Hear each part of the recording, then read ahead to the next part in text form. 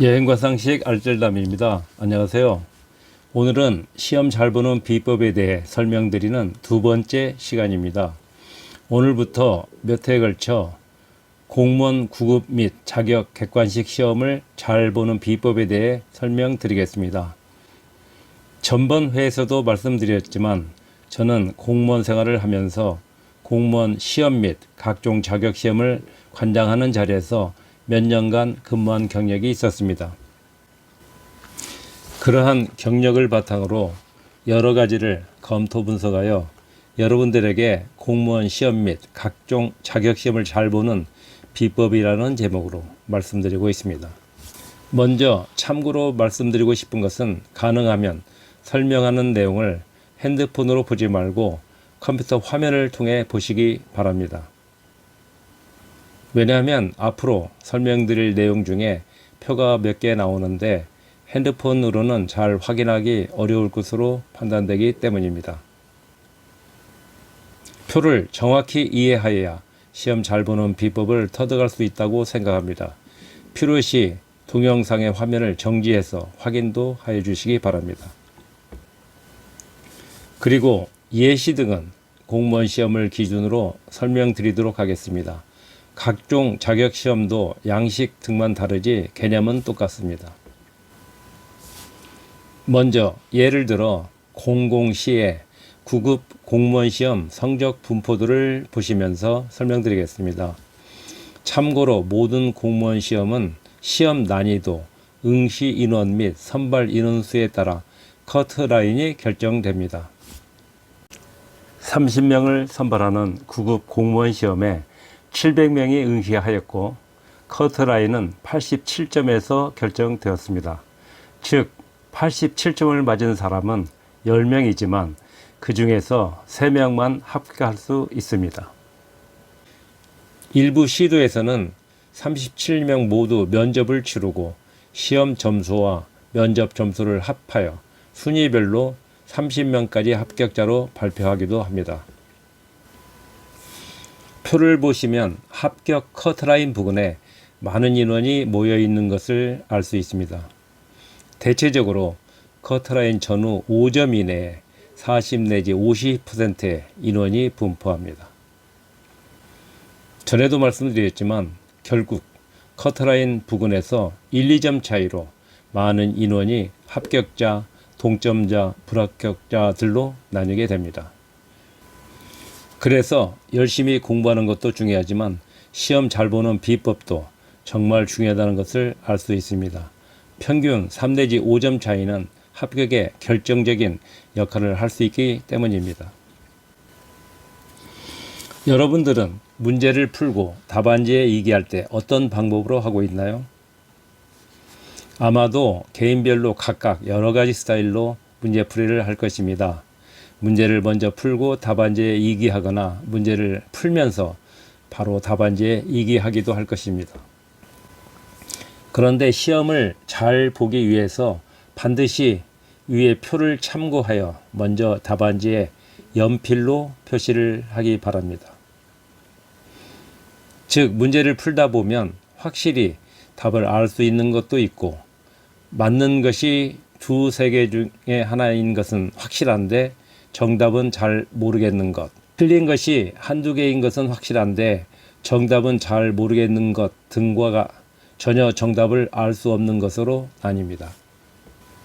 이때 연필로 두세 개 중에 정답이 하나인 경우인데 모르겠는 경우에는 4번, 5번과 같이 동그라미로 표시해 줍니다. 그리고 틀린 것이 한두 개인데 정답을 모르는 경우에는 8번, 9번과 같이 X 표시를 해줍니다. 전혀 정답을 모르는 경우에는 문항 앞에 7번, 13번, 17번과 같이 V 표시를 해둡니다. 개인에 따라 차이가 있어 정답은 모르겠지만 두세 개 중에 맞는 것이 한두 개에서 몇 개가 나오거나 없기도 하고 정답은 모르겠지만 확실히 틀린 것이 한두 개에서 몇 개가 나오거나 없는 경우가 있을 것입니다. 아무래도 이와 같은 경우가 많이 나오면 나올수록 나중에 못 푼 문제를 해결하는 데 도움이 될 것입니다. 한편 문제를 출제하는 과정에서 이신문항 사지택일의 경우 원칙적으로 정답이 1인 것 5개, 2인 것 5개, 3인 것 5개, 4인 것 5개가 나오도록 합니다. 그렇지만 경우에 따라 정답이 4개 또는 6개가 나오기도 합니다. 예를 들어 1인 것 4개, 2인 것 5개, 3인 것 6개, 4인 것 5개가 나오는 등의 경우를 의미합니다. 그러나 정답이 3개 또는 7개가 나오도록 하는 경우는 5과목에 1과목 정도 있기도 하고 없기도 하기 때문에 거의 없다고 생각해도 될 것입니다. 그리고 정답이 1번에서 2, 2번에서도 2, 3번에서도 2와 같이 답의 번호가 3번 연속해서 나오는 경우도 5과목에서 한두 개 이상 나오지 않는다고 볼 수 있습니다. 만일 잘 알고 푸는 문제의 정답이 연속해서 3번 나온다면 그때는 당연히 연속해서 나온 문제의 전과 후에서 같은 번호의 정답은 나오지 않을 것입니다. 왜냐하면 연속해서 4번의 답이 똑같이 나오는 경우는 거의 확실히 없기 때문입니다. 그리고 반드시 그렇다고 볼 수는 없지만 출제자들은 대체적으로 정답의 배치를 처음에 하기보다는 끝쪽에 하는 것을 선호합니다. 그래야 수험생들이 문항을 처음부터 끝까지 읽기 때문입니다. 즉 같은 조건이면 1, 2, 3, 4 중에서 3, 4의 답이 한 개라도 더 많을 수 있습니다. 앞에서 말씀드린 여러 가지 상황들을 총망라하여 예를 들어 설명드리겠습니다. 먼저 시험 과목의 문제를 푸는데 20문항 중에서 16문항을 확실히 푸는 경우입니다.